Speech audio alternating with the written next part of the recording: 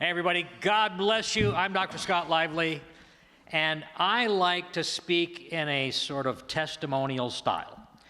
I don't do PowerPoint, I don't speak from notes, I don't do prepared messages. Those things are all great, but they don't work for me. And I like to follow the model of the Apostle Paul, who was, it really is my model, and he set the example of living a life that he could testify about. He said in some cases, do what I do. And I've tried to live that same way. I want to start out by giving my testimony so you can understand where I'm coming from. And then I want to go and talk generally about the issue of biblical masculinity and taking on fighting the culture war, which all of us have a role to play in, and we must play our role because things are so dire. But I got my start. I was the oldest of 6 children in a Catholic family in Western Massachusetts. My dad was mentally ill, and by the time I got to be 9 or 10 years old, his mental illness had developed to a fairly high level. It got worse and worse. His mental illness was, they called it manic depressive at that time.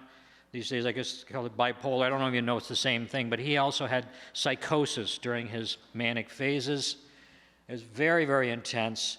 And his mental illness had apparently been in place his whole life because when I was born, he developed an intense hostility toward me because I got in between him and my mother.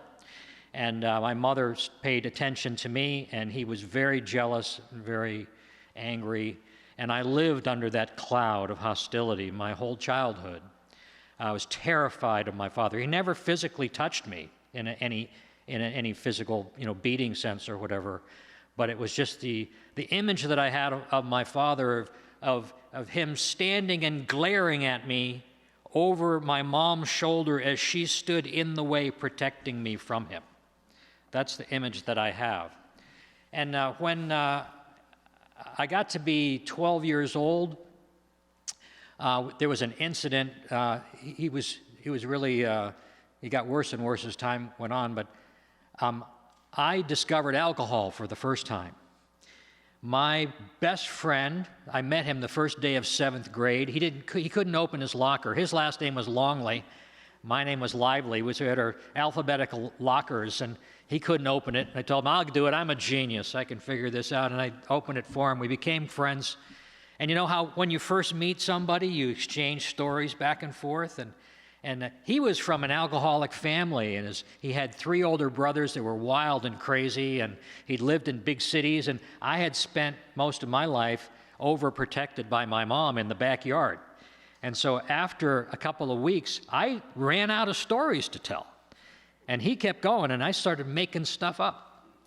And I was a Catholic. You're not supposed to do that. I was living in this terrible guilt for lying, and I was making stuff up from books that I read. I was an avid reader. That was my first addiction, really, was reading books, so I could get away from my father. Spent almost all my time in my room.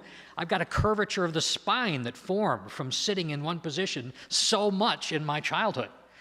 But anyway, I made a vow at 12 years old that I would live my life in such a way as to have good stories to tell. And whenever there were options of things to do, I would choose the one that would make the best story so I could tell that story without having to lie. And I've lived that way ever since I'm 66 years old now. I have lived that entire time, and I have had the most incredible adventures all over the world. As a guy who really never had much money, the kind of lifestyle that I've lived, millionaires and multimillionaires can do that kind of stuff, but just the Lord has just opened all kinds of doors. Well, my friend Ernie's uncle was a mobster in Boston. His best friend was killed in an alley with a 2x4. He told all kinds of stories about Boston and the mob. He bought us a 6-pack of Heineken beer. And we drank it behind the lake house in Ashfield, Massachusetts, and it was my first drunk. And I tell you, after I drank my 3rd beer in that 6-pack, I was drunk at 12 years old. And I thought, this is the answer, right? This is what life is about. And I went on a vandalism spree. I threw some kid's tricycle in a brook. I kneed a dent in the side of somebody's car. And then I tried to dump a bag of cement in a mailbox at a general store. This is a little country town. And the guy, it was only 5:30 in the evening or something. It wasn't dark. I mean, it wasn't late. And the guy that owned the store lived up above. And he instead of calling the police, he called my dad. I wish he had called the police. My dad finally had something he could get me on that my mom couldn't justify protecting me in. So he drove me home without a word. We got there. He got his sledgehammer out of the basement, took it up in my room, and he destroyed my room with a sledgehammer, starting with my prized television set that I bought with the proceeds of my paper route, my prized possession. And they're standing there with glass all over the floor and sheetrock hanging down from the wall. I just screamed, "What kind of effing family is this?" And that was the end of my childhood, and it was the beginning of a life of wandering all over. I was only 12 years old. You can't really do much at 12, but I treated my home life then, my house, as just a crash pad, and I went out, and I still had to go to school, but I got a hold of alcohol as often as I could from that point. I was an alcoholic from the first drink. I spent 16 years in bondage to alcohol and then drugs. I got a guy introduced me to marijuana as I was hitchhiking back from my first girlfriend's house. I was spent an afternoon on a Saturday in the woods trying to get her to take her clothes off, which she wouldn't. It was too cold. And you know, I was a wild youth at those days, and I hitchhiked home, and a guy picked me up, and he introduced me to pot.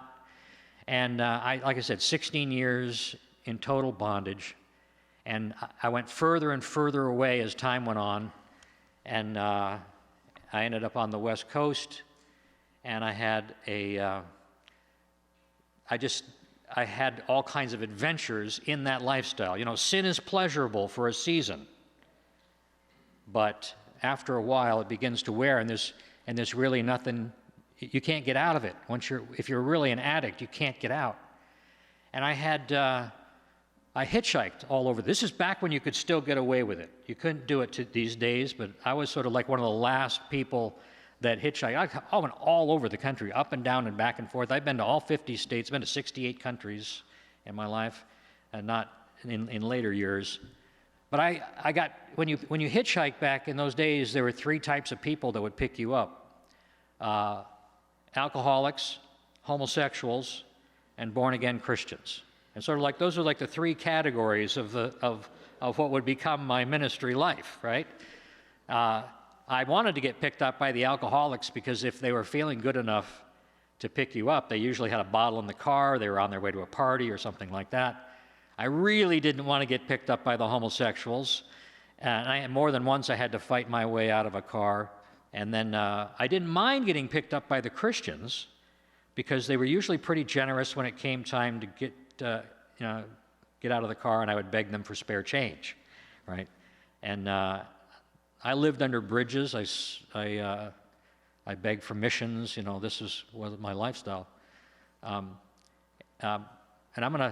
I need to backtrack a little bit because I left out a big important chunk of the story that before I ended up on the road like this, but I will finish that story up.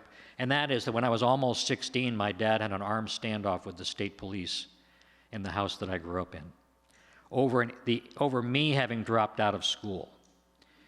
And he was in his manic phase, and they were going to transfer me to a trade school, and I've been out of school for like a month. Nothing was happening, and I wasn't, I liked not having to go to school. And but he came and he got a hold of me and he sat me down and he said, "You're going to go back to Mohawk, the old school I'd been, and you're going to succeed because I'm going to help you." And that was the most terrifying thing that I could possibly imagine, my father taking charge of my life and forcing me to go back to a place where I had so many problems. And so the next morning, I stole a bottle of vodka from the liquor cabinet. I drank the whole thing at school.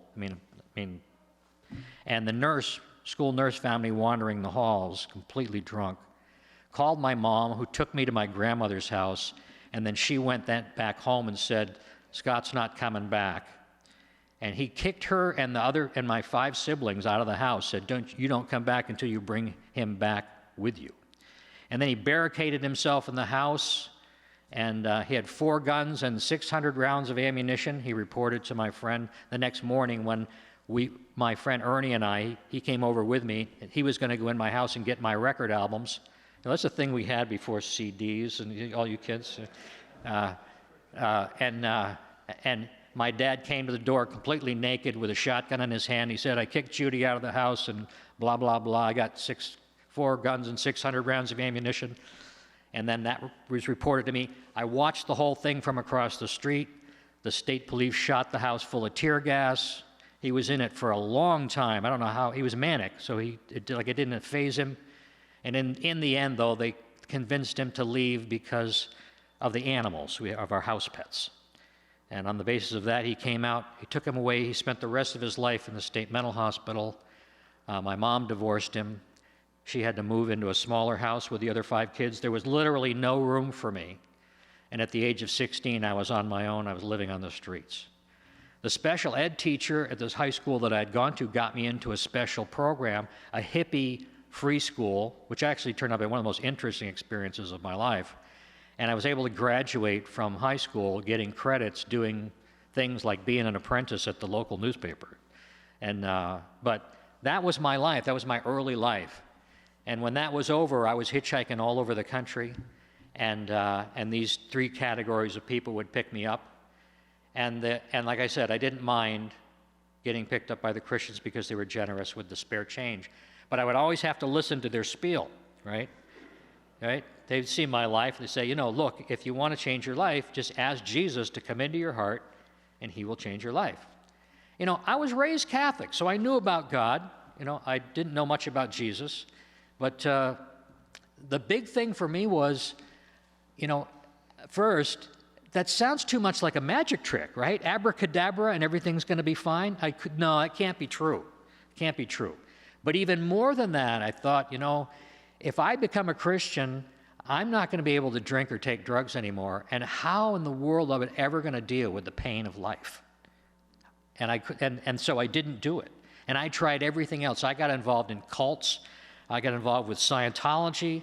I got involved around the edges with the Moonies. I got involved with this crazy group called a Rosicrucian cult called the Holy Order of Mans, a crazy hippie commune called the Brotherhood of the Spirit. I read self-help books. I tried everything that you could think of to get out, and it would always last for a couple weeks, and then I would fall back. I was in desperation. And then I was married by this time. I got married to my wife, and we had 2 children together. She was the head of the household. She had a good job. I couldn't hold a job. I had a handyman service because I couldn't last doing anything any length of time. The story of how we met is part of my testimony too, and this sort of segues into this segues into the whole thing about masculinity and all that. This lifestyle that I was living, there was no hope in it. I didn't care about my life, right? I didn't want to die, but I didn't do anything really to preserve my life. Every time I hitchhiked, I was putting my life on the line. And there was no purpose, there was no meaning in life. I didn't have a model of a father. I didn't know what it meant to be a man. I certainly wasn't going to be like him. And I just had fallen into this sort of despair. Nothing worked. And the last thing that I tried was to go out and live in the woods and just dry out in the woods. I was a pothead. My drug of choice was marijuana. And I smoked mountains of weed. I took other drugs when I could get them, but when you have no money, when you're living really cheap, it's booze and it's pot. That's about what you could get. And I did both as often as much as I could. But I was a pothead, and I had a pothead mind. And I thought, I'm going to go live out in the woods, and I'm going to get cleaned up. So I had this old, ripped-up canvas rucksack. I bought a couple of bags of brown rice. I got a couple of books on how to live off the land, and like one change of clothes. I looked on a map. Where is the densest forest in Oregon? I was living in Oregon, and it was on the coast, in the Halem. And so I took a bus there. I got off the bus with no idea. I looked to see which side of town looked the most rural, and then I just walked off into the woods, and with no plan, and was going to just go live, and somehow I was going to get clean. And I cut off across this logging area where all the trees had been cut down and just stumps and all that. In the middle of the field, I'm sweating like a pig.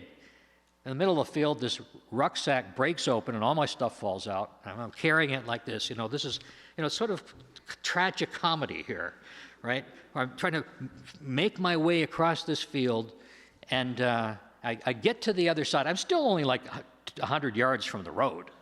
And I get to the other side, and there's this like a deer trail that goes down. It goes down into a ravine, and there's bear manure right at that point, and this is bear country. And so now I'm terrified, right? Oh no, right? And so I kind of half slide down this slope and end up at the bottom in a swamp.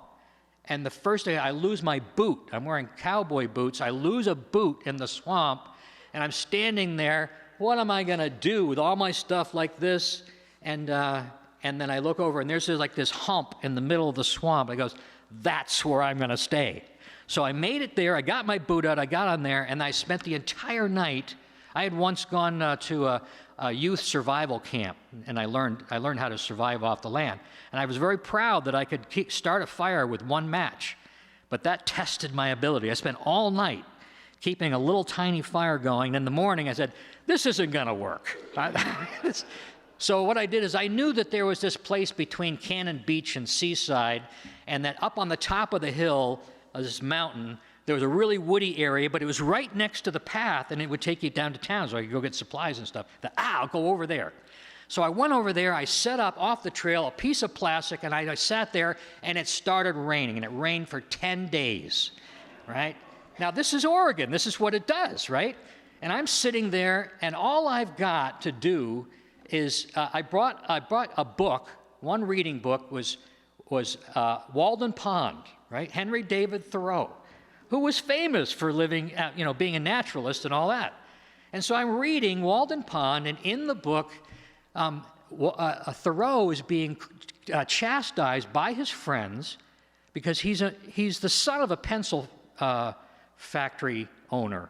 He's a man of means, really. He wasn't a poor guy. And his friends were saying, how come you're not taking care of widows and orphans? And he felt, shamed by that. And so he found a woman who was a widow, and he began providing for her financially.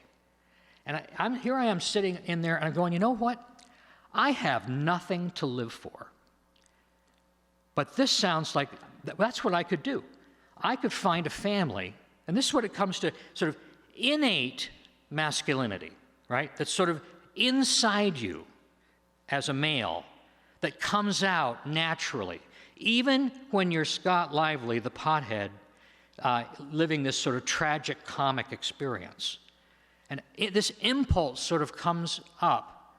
I've got nothing to live for, but I will find somebody that needs help. I'll find a family that needs help, and I will live for them. I wasn't a Christian, but that was the impulse. And that was sort of like, I think that's why God had me there in that place at that time. And after I had that sort of epiphany, that sort of resolution, I got up, I went down, I worked in a Kentucky Fried Chicken for a month, and then I went back to Portland. And I was living off and on in a place we called the Gray Goose. Northwest Portland was a very wealthy neighborhood at one time. Big 3-story houses, fancy Victorians, etc. But it had run down, right? Now all the hippies were living there, and lower end. And whenever I came off the road, I would go to this place called the Gray Goose, owned by 2 cops. That was one of those big, giant, fancy houses, carved all up into studios and 1-bedrooms. But there was the party house, right? All I'd have to do, I'd come off the road, I'd go there, I'd stand in the hallway and listen for where the party was, because there was always one going on. And I would go knock on the door, and I would probably know somebody. I'd say, can I give you $5 to sleep on your floor? And that was my life, right? And that's where I lived. The year before, I had worked for my longest job I'd ever had at this point was 4 months working in the kitchen of the Good Samaritan Hospital, learning industrial cooking. And so I had, for the first time in my life, right, and I'm 28 years old at this point. For the first time in my life, I got a chunk of money. It was only $400. It was the most money I'd ever had at one time in my life. At 28, I had never gotten a driver's license. I had lived under intense poverty as this homeless alcoholic drifter. But I had this chunk of money. And me and another guy that he sort of looked like Lurch, big, tall guy, missing teeth. He's got this big army coat. And me and him went off to buy some weed. And we found somebody, we got really high. We're walking back to the Gray Goose, and there's a yard sale on the way. And now I got $400 in my pocket, well, minus what it costs for the weed. And as the pothead me, I got up there and I bought the place out, right? All kinds of junk I didn't need. And me and Lurch are now to get the picture of this tragic comedy right here, me and Lurch are walking down the street, down the sidewalk, with an ironing board piled high with all this junk that I'd bought at this thing. And this is the picture, right? Stoned out of our mind. We come around the corner to the block that I live on, and there's a beautiful 3-story Victorian gingerbread house, and this beautiful woman standing in the front yard up on a little hillock with grass about this tall, a little bit wet, standing there trying to mow it with this rusty old push mower, crying. Damsel in distress. And so, I said, well, I put the ironing board down, and I went up and said, can I help you with that? I grabbed the mower and trying, and it's like, you can't mow the lawn with this. It's sort of like, what's going on with this woman's mind, right? It's like impossible. I said, don't you have a power mower? And she said, it's broken. So I said, well, let me take a look at it, right? So this woman, very attractive, all by herself, leads us down, me and my friend who looks like a serial killer, leads us down the little walkway to the daylight basement and leads us into the basement where the light bulb is broken. And I'm thinking, this woman really needs someone to take care of her, right?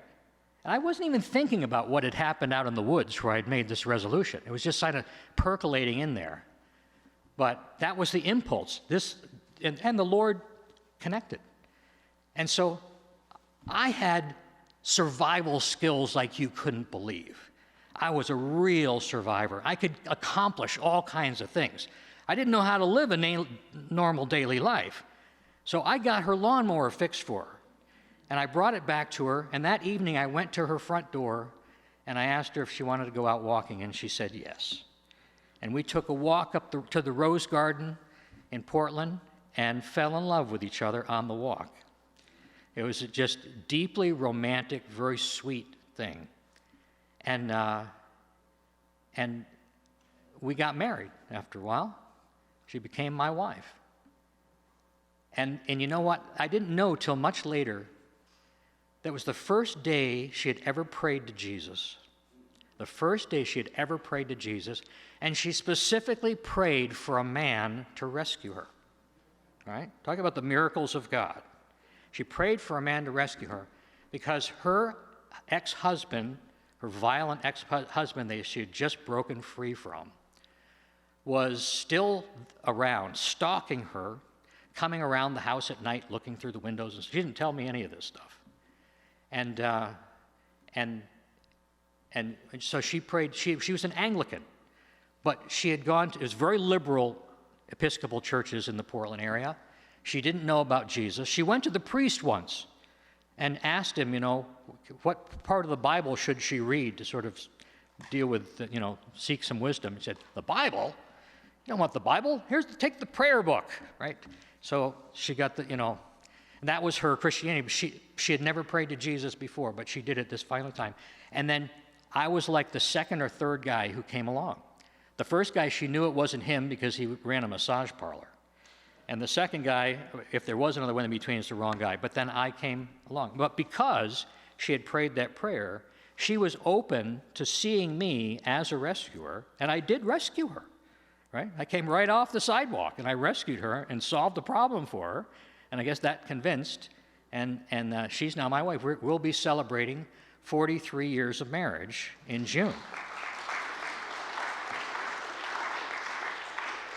And I learned really for the first time what it meant to be a masculine man.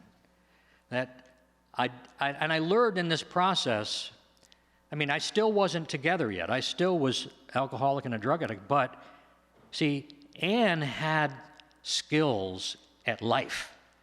She could manage day-to-day life. She was very good. She's a master's in anthropology from the University of Chicago. She's very, very smart, multilingual, very intellectual, and very skilled. I had nothing but survival skills, but that's what she needed. And I needed what she had. It was God put it together perfectly. But he taught me masculinity in the process of that something came out of me that I didn't know was there. It's innate. God has built into us as men the fact that we are men, with the characteristics of masculinity that are there, that are just part of the way he designed us to be. And I began to learn that at that time. To whom much is given, much is required, right? That's what the scripture tells us.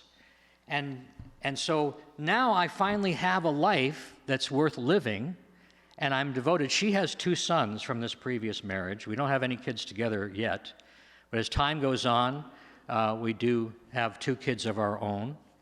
And then something happens in the midst of all that, and I end up being confronted with the reality of possibly losing my family. I won't go into that whole story, but it came to a place where I was going to lose my family because of my drinking. And I had gotten a drunk driving ticket, this one part I'll tell you, and I had been given the choice of diversion instead of going to jail, to go to treatment. And I'd been putting off for as long as I could, and I was going to AA. AA is a great organization. When you go to AA, they tell you if you don't believe you're an alcoholic, then go out and take a drink and you'll find out, right? And I thought, I'd heard that over and over again, and I was getting really dry. And I thought, what a great idea, right? I can get drunk and I can blame it on AA. And so that's what I did. I went home that day. I bought a couple of 16-ounce cans of beer. I went home and popped them open. I drank the first one down, standing there. She's off working, and I've got the house to myself. And I drank it, and as the first one, you start to feel the alcohol take effect. All of a sudden, it was like a ton of bricks. I really am an alcoholic. I really am an alcoholic. And then instantly, this tsunami comes in. I've just destroyed my family. And it was terrifying, absolutely terrifying. And so I remembered what all those Christians had told me along the way. And I knew this was the end for me. This was the bottom. There was no deeper place to go. And I just leaned up against the sink and I looked up at the ceiling. I remember it clear as day, like it was yesterday. And I said, Jesus, I don't know if you're real. But if you are, I ask you to come into my heart and change my life. Didn't feel anything. Nothing happened right at that moment. I went out and finished getting completely drunk. But within 2 weeks, through a series of miracles, I ended up in a secular alcohol and drug rehab center, where on the 3rd day that I was in there, I got down on my knees and I surrendered my life to Jesus Christ completely and totally. Hallelujah. And I was delivered and healed instantly, miraculously, never had another desire to take drugs or drink ever again. Ever again. Not even a whisper. And I was a guy, I couldn't go 4 hours without getting high. I would go into the city parks and just ask random strangers, do you know where I can buy drugs, right? And that was my life. But now, all of a sudden, he had removed it completely. It was like the Holy Spirit came through me like a rushing wind. And when I stood up, I was completely and totally healed by surrender to Christ. And from that point, that's when things really started to get interesting in my life, because I turned my life over to Christ, and he said, okay, I'm going to use it. I'm going to use you for my service. Like I said, to whom much is given, much is required, right? You don't go through the kind of experiences that I'd gone through for nothing. Everything that happens is for God's purposes when you love him and decide that your life is for his purpose, right? Romans 8:28, he will make all things to your good. He'll turn them all to your good if, conditional, you love him and are called according to his purpose. And that's where I was at. And all of a sudden, boom, these incredible changes came in. Within just a few months, well, first he sort of taught me how to be a man. He taught me how to take care of my family, step by step. I went from just doing handyman stuff to actually having a building trades collective, that really a one-call does-it-all thing. And all these talents and skills started coming out that were from him. And then I got involved in becoming a Christian social activist, standing against the killing of the unborn. All by myself.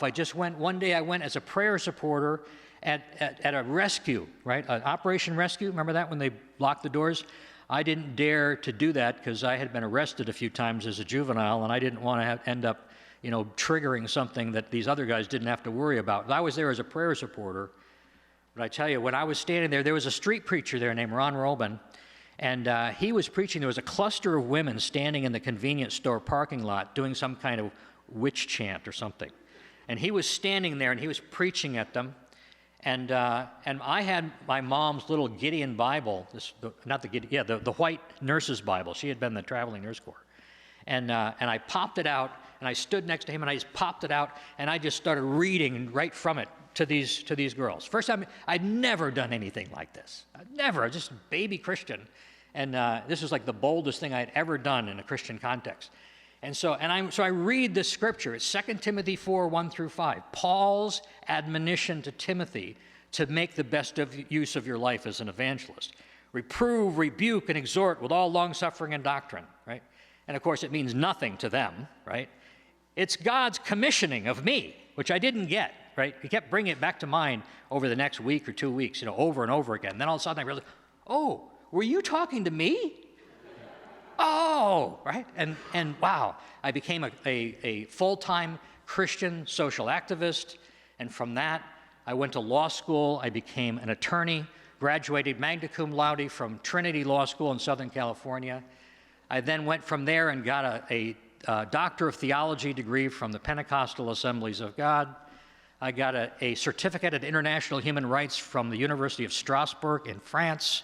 And it goes on and on and on and on. Incredible adventures all over the world, all because I surrendered my life to Christ. All because of that.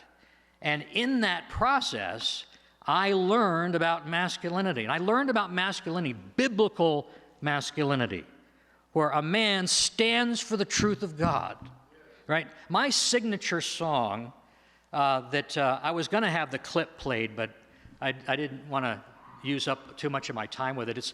Anybody know the musical, The Man of La Mancha? Man of La Mancha, there's a song that Brian Stokes Mitchell does, The Impossible Dream, right? And he's basically the Don Quixote figure, and he says, that he sings this song about that it's the duty of every true knight, right, to live a life of service, right? And there's this line in it that says, to be willing to march into hell for a heavenly cause. That became sort of like that sense. I've had that sense about my life this whole time because, like I said, to whom much is given, much is required. And when you've been through the kinds of things that I've been through, and nothing in your life is wasted either, it's all for preparation. He led me into standing on the LGBT battle, right? Now, I don't know how much you guys know of what it means to stand against this. I stood side by side with Lon Mabon through a pro-life ballot measure, and that was a tough enough battle fighting to save the unborn, and very important. In the next election cycle, as the state communications director of the Oregon Citizens Alliance, Lon came to me and he said, we're going to change issues this election cycle, and we're going to take on the gay agenda because it's actually a more serious problem. I didn't understand at the time because abortion is clearly a more evil act than an act of sodomy, I believe. But what I learned is that the army of activists running the whole progressive movement is straight out of the LGBT movement. And he said that we're going to take that on and we're going to try to stop this once and for all. And we came up with something called the No Special Rights Act. You might have heard of the No Special Rights Act in the form that it took in Colorado, our sister organization there, Amendment 2, which became the basis for Romer versus Evans, the first of the 4 cases that that Anthony Kennedy wrote the majority opinion on, establishing gay cultural supremacy in America. That was our ballot measure, the No Special Rights Act, and I was the spokesman for it in the state of Oregon, which is one of the most left-wing, hard left states in America. Most of the population is in the rural area. Most of the state is rural. But Multnomah County controls the whole state, and that's Portland, right? You know, all these people, Antifa and all this stuff, that's where I hung out. I hung out with those very types of people on those streets, smoking dope with them and drinking with them. Anyway, so that was where I was at. That's where this stuff happened. This is where the Lord rose me up, and now all of a sudden, I'm now with no training or background, right? I don't have any college education at this point. I have a few college classes I took. But just by the grace of God, by His divine intervention, I was the communications director for this organization before this ballot measure. Because I had gone down and talked to Lon Mabon and said, I'd really like to work here out of this office. I'd never seen anything like it before. Political campaign office, you know, it's like a war room. It's cool. And he said, well, what can you do? I said, I've always wanted to be a writer. So he said, you're the assistant state communications director. I go, whoa, that's cool. So the guy that had been there for years, you know, he sort of trained me in the basics of how to do it. And after about 2 weeks, he says, all right, you're it. I'm leaving. I've been waiting for somebody to come along so I could resign. So I'm now the top guy. I'm writing the position papers, right? I'm holding and setting up the press conferences with the press. I'm the guy that used to sleep under the bridges a couple miles away, right? Stumbling out in the morning with long, greasy hair and puke down my side and bloodshot eyes. God took that guy, and all of a sudden now I'm the spokesman for the largest Christian political network in American history at the state level. Pat Robertson came to see what we were doing before he started Christian Coalition, and we became the Oregon chapter of Christian Coalition, and I had lots of communications and meetings with him. And here I am, this guy with just nothing, no background. I didn't have any training, but God equipped me. This is where when He calls you into something, right? When He calls you into something and you're willing to do it, you don't back off. He gives you exactly what you need. And He gave me exactly what I needed. But I had no idea what I was getting into, right? It was like the gates of hell kicked open and all the demons came flooding out. Because what we were attempting to do with Ballot Measure 9, the No Special Rights Act, was to write into the state constitution the wording that homosexuality is abnormal, unnatural, and perverse in the Constitution. So that is an existential threat to the LGBT movement. To put something like that in a state constitution justifying the total exclusion of the agenda from the political life of the state, they put everything they had to there. They had activists coming from all over the world to take us on. The entire machinery of the LGBT movement of the United States was moved into Oregon in order to stop Ballot Measure 9. And I was the spokesman for it. And the attacks, the intensity was unbelievable. We had death threats like you can't imagine. We called the phone company when we were getting all these death threats and hate calls. And they said, well, just keep a log, right? So we kept a log. After 21 single-spaced pages, we finally stopped keeping the record. We got bomb threats. We got so many bomb threats, we lost the lease on the building we were in. We had to go to a loan shark to get the money to actually buy a building that we could operate in and not have to close down because no one else would rent to us. They pulled these Nazi tactics. They engaged. I learned about brown shirts by being the spokesman for the Ballot Measure 9 campaign. And through all of this, this drew upon masculinity in me that I didn't know I had. A man stands up for the truth. A Christian man stands for the truth. And he does so regardless of the consequences because he's standing for the truth of God. Just like all the prophets and all the martyrs in the church all the way back. That's what it means to be a Christian man who is in service to God. You give your life to him, and then he sends you out into battle, and he provides for you. And like Job said, though he slay me, yet I will trust him. And I proved God so many times over and over again where he got me out of every kind of struggle and difficulty and attack that you can imagine. But I had my eyes opened to the reality of this issue long before most Americans ever did. That was back in 1992. That was 92 when we did, that was the Ballot Measure 9 campaign and the Amendment 2 campaign. But I became essentially a missionary to the global pro-family movement as an act of masculinity. One of the most significant acts of being a man and of taking responsibility, and like I said, I'm speaking with a testimonial style, right? I'm not bragging on myself. I'm bragging on him. There's no good thing in me. There's nothing in me that doesn't come from him. So every time when I speak and it sounds like, oh, Scott Lively's talking about himself, well, I am talking in a testimonial style, but everything good thing that you hear is from him. And he can do the same thing for anyone else here. If you surrender your life to the extent, completely, whatever you hold back, you're gonna create a barrier that he's gonna have to get around. He's gonna have to deal with you on whatever it is you aren't gonna submit. Like I tell people, behold, I stand at the door and knock, right? Anyone who answers the door, I'll come in and dine with them. But Jesus says that. That's what's happening. Really, what evangelism is, really? Evangelism is just persuading people to answer the knock on the door. You can't save anybody, right? You can't save anybody. Jesus saves people, and he saves them by coming into their life, right? But when he comes into your life through that door, he's not going to be an intruder. He's not going to go poking around in the rooms that you don't invite him in. You bring him into the front room where you got all your prizes on your wall. You got your ego wall over here and all this. All the dust is swept under the carpet, and he's not going to go pushing past you. When you surrender your life, if you want to have the kind of life where he will really use you in a powerful way, you have to give him control of all of it.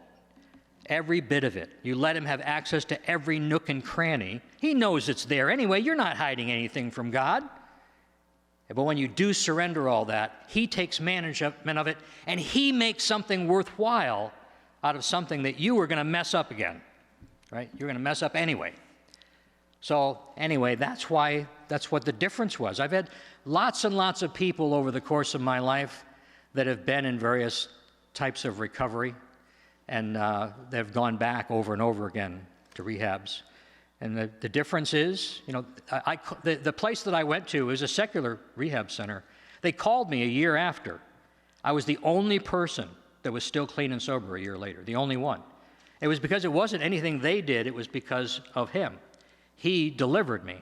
It was miraculous.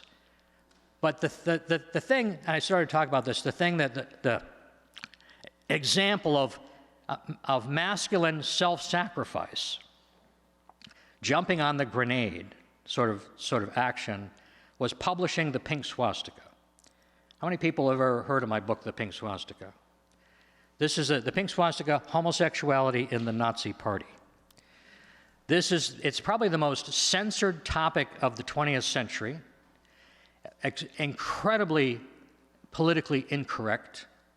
The book that got me listed on the Southern Poverty Law Center's hate group list, the very first non-crazy Christian on their list when they decided to add the LGBT area for fundraising. But I had been working at OCA, and we were doing the Ballot Measure 9 campaign, and the opposition was calling us Nazis. They were saying people who oppose gay rights are like the Nazis. This guy came into my office, and he had this sheaf of handwritten papers, this wild-eyed guy like Doc Brown. And he said, it's completely backwards. Right? They were the Nazis. And I've gone, yeah, right. I believed all the common wisdom. And I couldn't wait to get rid of the guy. But later on, I actually went and investigated what he'd brought to me, and it was rock solid. I thought, how can it be they never heard of this before? But it turns out, and then I put out a guest opinion to the local newspaper, and it created this huge firestorm of controversy. It lasted for 6 weeks, with letters at the editor and op-eds back and forth. It was so intense that the local professor of rhetoric at Willamette University did a paper on the exchange, and delivered it in Amsterdam that summer. But in the midst of all that, one of my coworkers said, I want to introduce you to Kevin Abrams. He's an Orthodox Jewish Holocaust researcher in Canada. And we got on the phone, and within 5 minutes of talking with each other, we agreed to write the book together. And so we wrote The Pink Swastika and exposed the fraudulent nature of the LGBT attempt to create a false gay Holocaust to use for political leverage, is what they were doing. And so we published The Pink Swastika, and it was picked up by a Orthodox Rabbi Association who distributed it nationwide to all the Orthodox congregations. And just about overnight, the LGBT movement stopped using the pink triangle as their symbol and switched to the rainbow. Now, they had been using the rainbow as a sort of second, third level symbol, but the main one was the inverted pink triangle, right? And because that's what the Nazis said, homosexual prisoners who had been arrested under German sodomy laws, just like Americans were, had the pink triangle symbol on them. So they made a whole big deal about it, tried to create a false Holocaust, gay Holocaust out of it.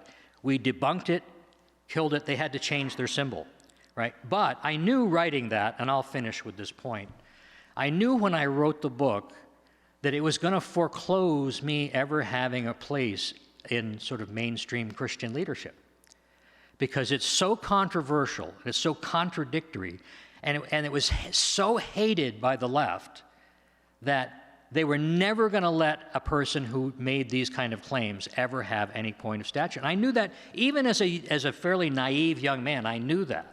And I accepted that as a price when I went forward and published that. And I think because of that, that door opened doors for me all over the world. It's been published in multiple languages.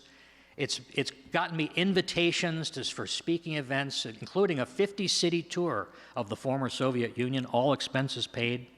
And things like that, multiple things like that, all came just because I published that book. But it was also an example of, I've had 5 major lawsuits over the course of my career, major lawsuits, including 6.5 years in U.S. federal court under the accusation that I was guilty of crimes against humanity for preaching against homosexuality in Uganda. It cost Liberty Counsel $1.5 million to defend me from that. Paul Singer, the billionaire financier pushing the homosexual agenda in the GOP, funded a dossier naming me as public enemy #1 internationally of the LGBT agenda. All these things, hallelujah, yeah, there you go. It's about badge of honor, badge of honor. Those are the things that are demonstrations of biblical masculinity that have come at a cost, but have also brought a great blessing.